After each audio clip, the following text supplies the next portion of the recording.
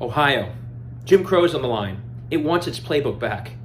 I wish that were exaggeration, but it's exactly what's happening right now in the Ohio State House, and it's instructive for the whole country to see this. I'm not talking about the playbook, by the way, of poll taxes or literacy tests.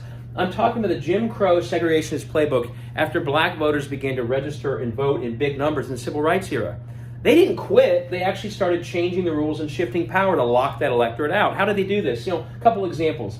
One, if you had a community with a single district system where you had 5 or 6 single districts, and it looked like black voters were on the verge of electing 2 or 3 or 4 members of that council, let's say, they would shift that system to be at large. No more districts, and that would tend to dilute that new black electorate. Or if you had voters on the verge of electing a candidate of their choice, a candidate of color, to an elected office, they would shift that office to be an appointed office and cut the voters out completely. Or if the voters got their will and elected a candidate of color or their choice to an elected office, they would immediately strip the powers from that office and give it over to another office, either appointed or elected, that they controlled.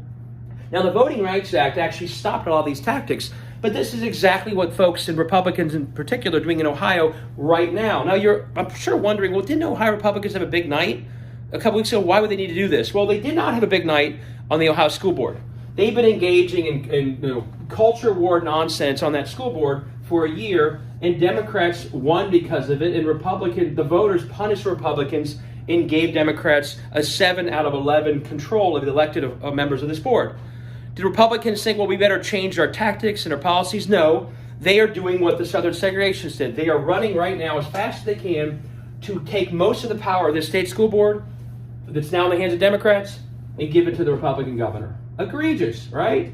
Well, that's not the only thing they're doing. They also are scared to death of voters around the country getting their will expressed through referenda, changing laws, protecting abortion rights, districting reform, you name it. So they're also now working feverishly to change the rules to require 60% approval for any constitutional amendment. What's the lesson? The lesson is after they lose, they double down, including engaging in these kind of tactics.